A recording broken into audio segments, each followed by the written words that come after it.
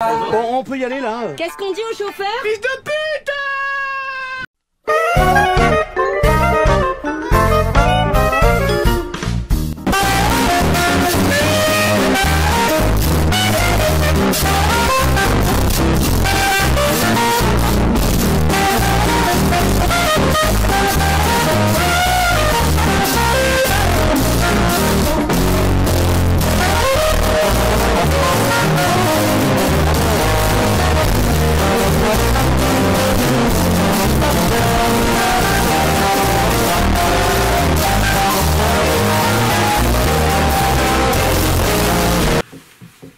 Bonjour à tous et à toutes, j'espère que vous allez bien et que vous passez de bonnes fêtes de fin d'année.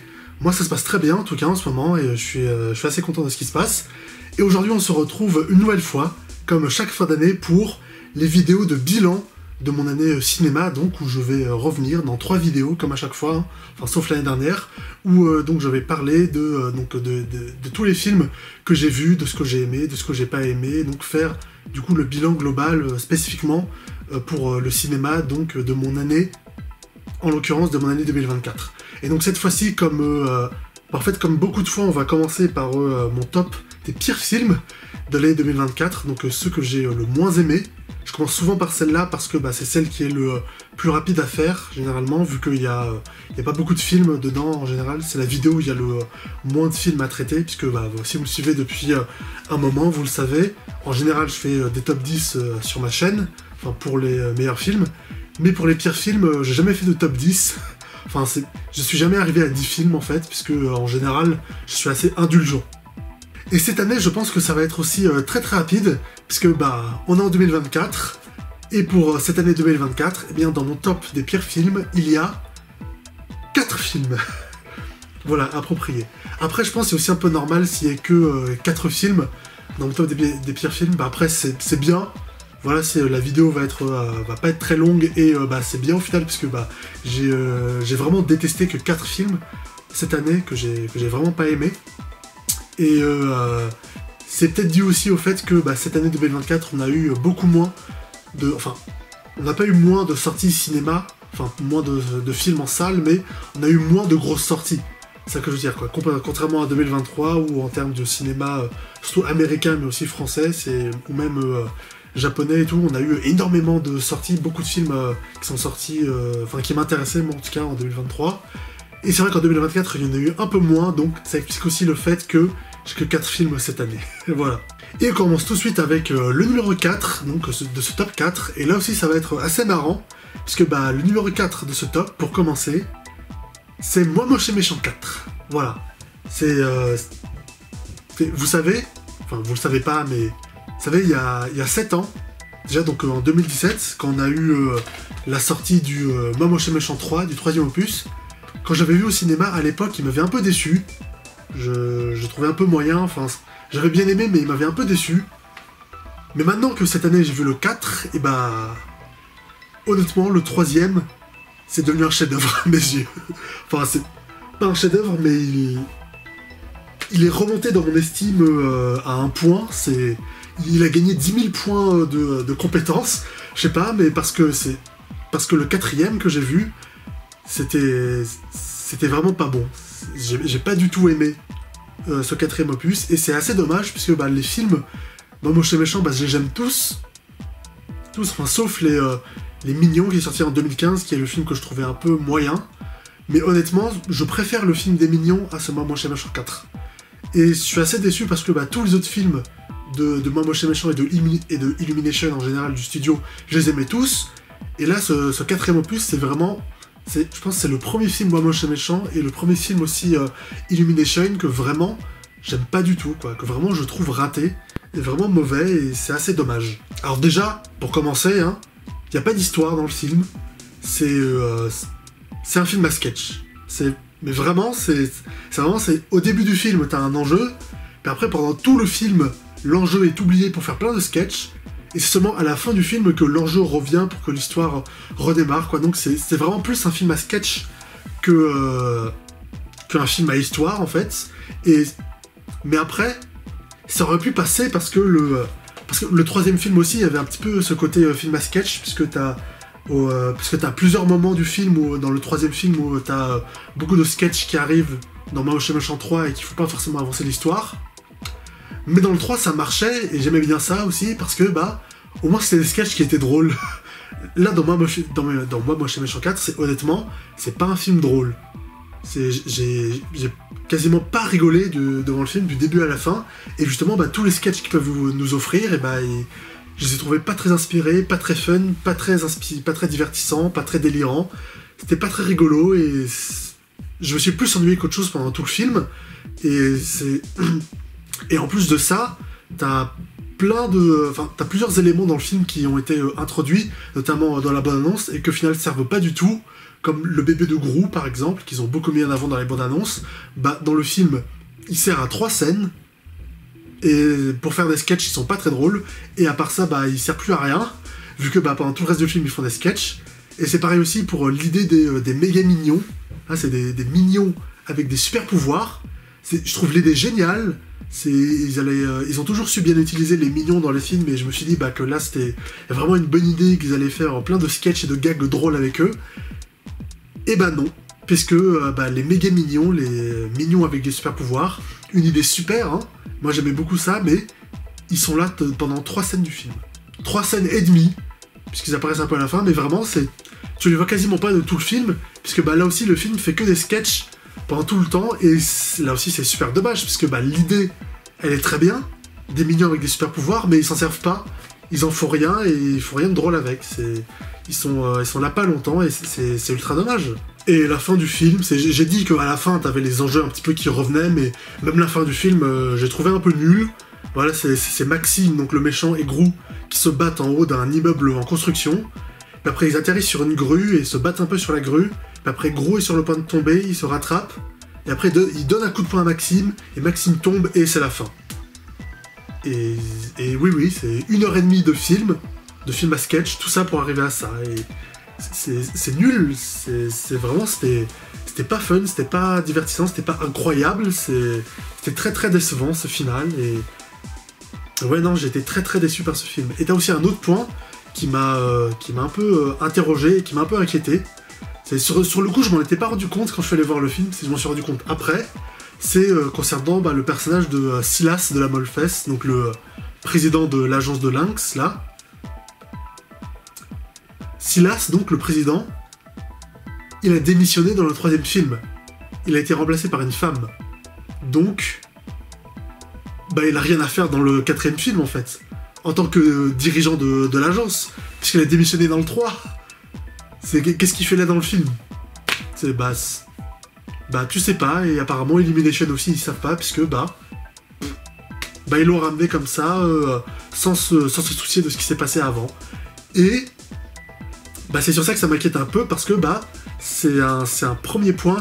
Bon après ce personnage là, c'est un personnage assez secondaire au premier film, donc c'est pas très grave non plus, mais c'est déjà un premier point qui montre que Illumination, ils commencent à ne plus respecter leur propre continuité.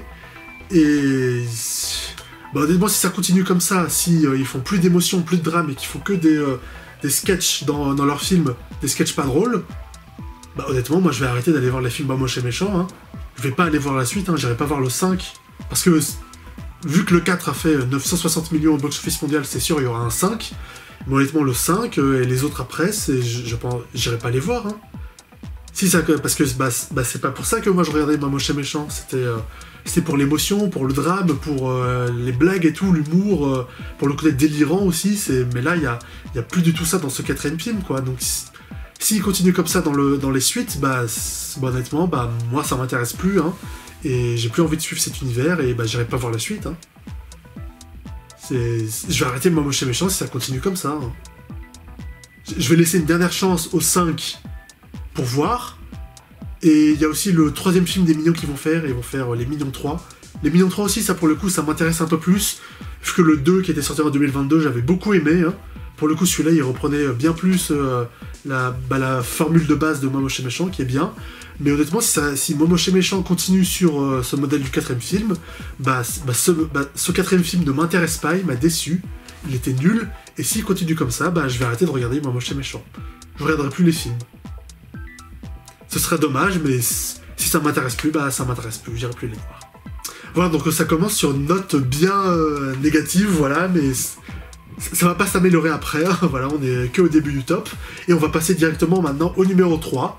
La Bête, film français de... j'ai oublié le nom du réalisateur, donc ça c'est un film que j'ai vu qui est sorti en tout début d'année. Et c'est un film français à la base qui m'intéressait pour son concept. Voilà, donc c'est Léa Seydoux qui est dans le futur, je crois, et qui va dans le multivers, en gros, explorer plusieurs vies, plusieurs autres vies qu'elle aurait pu avoir. Donc c'est un concept qui était assez intéressant. Et c'est vrai que dans le film, la manière dont c'est traité, notamment, j'ai trouvé que visuellement, en termes de mise en scène, justement, puisque je crois le film se déroule dans le futur, donc la manière dont est représenté le futur et la machine aussi qui lui permet de voyager dans le multivers, j'ai trouvé que c'est une manière assez intéressante de le représenter, vu que c'est un film d'auteur, du coup, on a dans ce film une représentation du multivers et du coup du futur qui est très différente de ce qu'on peut avoir dans des films plus divertissement. Mais c'est bien aussi, hein, moi j'aime ça, c'est intéressant de voir d'autres représentations de ce genre de concept. Mais justement, c'est le truc, c'est que moi ce qui m'intéressait un peu, c'était ce concept de science-fiction, puisque c'est assez rare dans le cinéma français. Mais justement, c'est un film français d'auteur, et le film était pas là du tout pour traiter ce côté science-fiction, multivers et tout, tu vois. Et justement, il était là pour le traiter avec un côté vachement auteur, justement. Et au final, ce film La Bête, je me suis juste ennuyé. Voilà, c'est du début à la fin, et pas à la fin, puisque je suis parti avant la fin, quoi. Le film, il devrait être 2h30, et je suis parti au bout de 2 heures, parce que, au bout de 2 heures, j'avais quand même vu 80% du film, je m'étais ennuyé, ça m'intéressait pas du tout, et je me disais, j'ai envie de rentrer chez moi plus tôt, et la fin ça va pas s'améliorer, donc autant partir. Donc je suis parti avant la fin du film, parce que je me suis juste énormément ennuyé devant ce film, parce qu'en fait ce qui se passait m'intéressait pas du tout, c'était chiant, et en plus j'arrivais pas trop à suivre l'histoire ni ce qui se passait pendant tout le film. T'avais Léa Seydoux qui était un coup à une époque de film en costume, puis après t'étais dans une banlieue, j'arrivais pas à suivre le film, à suivre l'histoire, à suivre ce qui se passe tout simplement, et même avec ça je me suis ennuyé, donc voilà, c'est juste ça, c'est un des films les plus chiants peut-être. Si c'est peut-être le plus chiant que j'ai vu cette année, et du coup c'est une expérience que j'ai pas du tout aimée. Voilà, donc de tous les films que j'ai vus en 2024, c'est un de ceux que j'ai le moins aimé, tout simplement. Ensuite, numéro 2, et là aussi, comme moi, Moshi Méchant 4, un petit peu, j'ai été très très déçu par ce film, parce que j'attendais beaucoup. C'est SOS Fantôme l'héritage, donc là aussi c'est le deuxième film de cette nouvelle saga SOS Fantôme. Moi j'avais adoré le SOS Fantôme l'héritage qu'ils avaient fait en 2021, et donc là La Menace de Glace c'est la suite, et moi j'attendais ce film, je suis allé le voir avec beaucoup d'entrain et d'enthousiasme, parce que ayant adoré le premier film, le côté film pour enfants et tout, un peu... enfantin, naïf et tout, j'avais adoré ça aussi, et t'avais aussi j'avais parlé du rythme dans ma vidéo de l'époque, le film est très bien rythmé, la tension et tout, le déroulement de l'univers et tout, les rencontres entre les personnages, ça marchait très bien, et les scènes d'action aussi en termes de mise en scène, ça marchait très très bien, mais t'as aucun de ces points-là qui revient dans cette suite. Du coup, en fait, devant ce film, La Menace de Glace, donc SOS Fantôme 2, j'en ai eu 2, mais là c'est la nouvelle saga. En fait, je me suis juste énormément ennuyé dans ce film. Puisque tout ce que j'avais vraiment aimé dans le premier film, puisque je suis pas non plus venu là pour l'univers. Voilà, c'est les premiers SOS Fantôme, je les ai vus et je les aime bien, mais c'est pas non plus des films que je tiens dans mon cœur, quoi, parce que je les ai découverts il y a pas très longtemps. J'avais beaucoup aimé le 1, mais après c'est pas non plus une saga avec laquelle j'ai grandi, mais j'avais quand même envie de voir cette suite, mais cette suite ne reprend rien de ce qui était bien dans le premier film, elle est complètement différente, et là cette suite, La Menace de Glace, c'est juste un blockbuster, quoi. C'est juste une suite de blockbusters classique, et c'est chiant. C'est malgré tout le côté mystère et fantôme et tout, action, tout ça, non, c'était pas bien mené dans le film, c'était mal rythmé, t'as tous les personnages qui sont séparés, qui ont chacun leur propre quête qui n'est pas très intéressante et qui est pas très liée à ce qui se passe, et ouais, non, c'était je me suis vraiment ennuyé, c'était ennuyeux, c'était pas fun, c'était pas divertissant, et bah j'étais très très déçu par cette suite. Voilà, après t'as aussi, comme dans Moi Moche et Méchant 4, t'avais beaucoup de choses teasées dans ce film qui au final se réalisent pas. Genre par exemple ils te disent dans le film que t'as le méchant, donc le méchant fantôme de glace qui peut paralyser les gens, tuer les gens juste avec la peur et tout, tu vois, ils appellent ça le frisson de la mort. Au final, à aucun moment le fantôme ne fait ça dans le film, il fait jamais ça, mais ils te vendent ça genre comme une de ses capacités, mais il l'utilise jamais. Et t'as aussi tout le truc justement sur la menace de glace, menace de glace qui arrive seulement à la fin du film, donc dans le 3e acte, à 15 minutes de la fin. Donc pendant tout le film, c'est juste la mise en place de la menace qui arrive que à la fin, et c'est dommage, quoi, c'est pas divertissant, c'est pas fun, tu sens pas aussi les enjeux qui pèsent, enfin les enjeux vraiment dramatiques, forts et tout, tu sens pas ça, tu ressens rien devant le film, et ouais non, c'est juste une grosse déception, puisque moi j'avais très hâte de voir cette suite et de suivre à nouveau ces personnages, de voir la suite de l'histoire, et non. Enfin si, du coup je l'ai vu, mais c'était nul, quoi. Ah, c'était nul. Est-ce que ça aurait pas été plus intéressant, justement, que la menace de glace, du coup que le fantôme se réveille et congèle toute la ville de New York dès le début du film? Comme ça, pendant tout le film, t'as les personnages qui sont dans le froid, enfin dans un New York gelé et tout, ils doivent se battre contre des fantômes, tu vois, rien que ça en termes d'enjeu, ça aurait été un peu mieux, un peu plus fort. Ou alors que le fantôme aurait gelé tout New York, mais au milieu du film, tu vois, genre au début de l'acte 2, tu vois, rien que ça aurait... rien qu'avec ça, les enjeux auraient été plus gros et plus importants, tu vois, j'aurais été un peu plus investi dans l'histoire, ça aurait été plus intéressant, je pense, peut-être. Mais non, là que on te tease tout le méchant, en fait, pendant tout le film, tu regardes toute l'histoire et t'attends juste que le méchant arrive et que l'histoire démarre, et le méchant arrive à la fin, et donc du coup l'histoire démarre que 15 minutes avant la fin, et du coup c'est pour ça aussi que c'est chiant, quoi, parce que t'attends tout, pendant tout le film t'attends que le film démarre, et ça démarre que à la fin. Ah, c'est très dommage.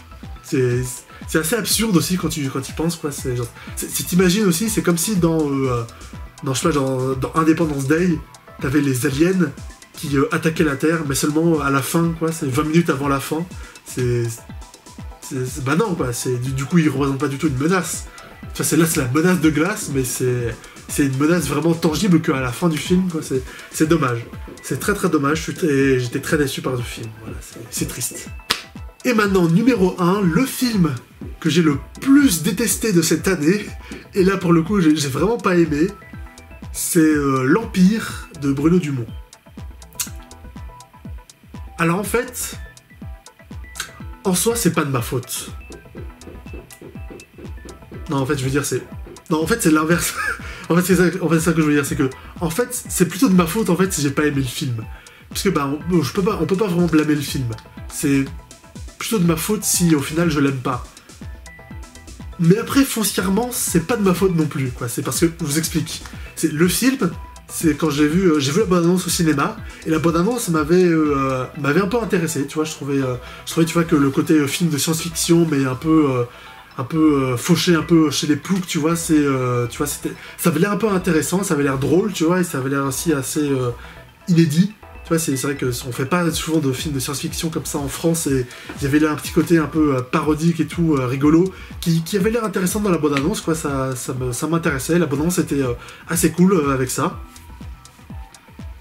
Mais, quand j'ai vu le film, et pour le coup, j'ai totalement compris pourquoi ils ont fait cette bande-annonce. Parce que la bande-annonce te voit un film justement de science-fiction avec de l'action et tout, des blagues, un côté un peu parodique et tout, second degré. Et au final, ce film, L'Empire, c'est un film d'auteur français. C'est pas un compliment, quoi. Et encore une fois, oui, hein, très souvent, comme ça arrive très souvent dans mes vidéos, dans mes tops, des pires films, mais ouais, encore une fois, le film que j'ai le moins aimé de l'année, c'est encore un film d'auteur français, et ouais, parce que ce film-là, c'est... en fait, ça cumule un peu tout ce que j'avais pas aimé chez les 3 précédents films, enfin du top, c'est que c'est très très chiant. Voilà, si on te vend dans la bande-annonce un film d'action et tout, épique, endiablé, rythmé et tout, mais au final pas du tout, c'est ultra chiant pendant tout le film. Et justement, dans la bande-annonce, on te vendait un truc un peu épique et tout, pop, rythmé, et au final pas du tout. Pas du tout, donc du coup, ça me fait détester encore plus le film, puisque bah au final, bah, le film n'est pas du tout comme la bande-annonce nous l'avait vendu, et donc bah, ça énerve encore plus, tu vois, parce que bah, du coup tu dis, bah ouais, je me suis déplacé pour rien, c'est clairement, c'est vraiment de la publicité mensongère. Mais après, justement, comme je l'ai dit, c'est pour ça que j'ai dit que c'est pas forcément de la faute du film, parce que bah, c'est la bande-annonce en fait. C'est la bande-annonce qui a vendu le film comme ça. Donc du coup, bah, c'est pas de la faute du film si la bande-annonce l'a vendu comme ça, tu vois, c'est le film est ce qu'il est, il est fini depuis un moment, et c'est la bande-annonce qui l'a vendu comme ça pour attirer des gens en salle. Donc en soi, c'est de ma faute, puisque bah, je me suis fait avoir par la bande-annonce, entre guillemets, donc c'est pour ça que j'ai détesté. Et du coup, d'un autre côté aussi, bah, je comprends aussi un peu pourquoi ils ont fait une bande-annonce comme ça, un peu action et tout, parce que justement, quand tu vois le film horrible, que c'est chiant, où il se passe n'importe quoi, j'ai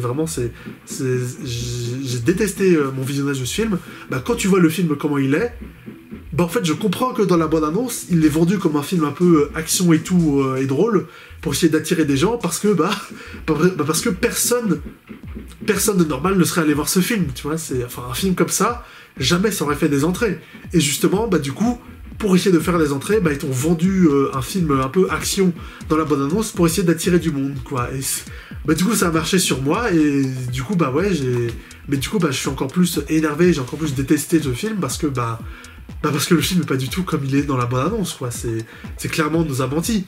Mais après, vu comment le film est, bah, je comprends aussi un peu qu'ils aient menti dans la bande-annonce, parce que, bah, un film comme ça, personne ne serait allé le voir. Et de toute façon, bah, le film, il a pas marché du tout au box-office français, bah, donc du coup, bah, de toute façon, ça a pas marché, quoi, donc, mais, voilà. Bon, après, t'as quand même une idée visuellement qui est assez cool dans le film, parce que dans le film, t'as des extraterrestres qui arrivent sur Terre, et les extraterrestres, en gros, leur vaisseau, c'est des cathédrales, en fait. T'as un groupe d'extraterrestres, leur vaisseau, c'est littéralement des cathédrales, et tu peux voir à travers les fenêtres de la cathédrale de l'espace, et t'as un autre vaisseau, c'est un vaisseau, mais qui a l'apparence du château de Versailles, tu vois. Mais vraiment, quand tu vois le vaisseau avancer dans l'espace, c'est le château de Versailles avec le jardin et tout, mais avec des réacteurs qui avancent, tu vois. Et visuellement, ça pour le coup, c'était une bonne idée.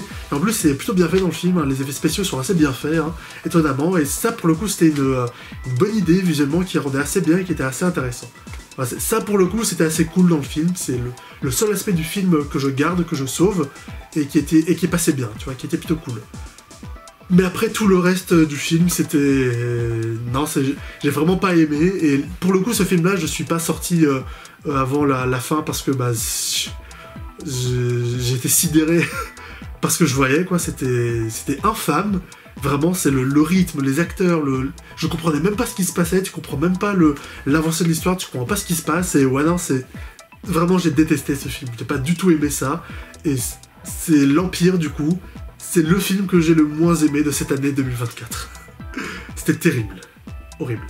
Et voilà, donc on a fini ça. C'est très bien, donc on va pouvoir passer à des choses un peu plus réjouissantes après. Donc merci à vous d'avoir regardé cette vidéo jusqu'au bout. N'hésitez pas à la liker si ça vous a plu. Et à me dire dans les commentaires, bah vous, qu'est-ce que vous avez pensé de ces films, si vous les avez vus, pardon. Et bah, dites-moi aussi, vous, quels sont les films que vous avez le moins aimés de cette année 2024, hein, c'est intéressant. N'hésitez pas à partager ma vidéo sur les réseaux sociaux si ça vous a plu, et n'hésitez pas non plus à vous abonner à ma chaîne YouTube pour ne pas manquer toutes mes prochaines vidéos. Salut!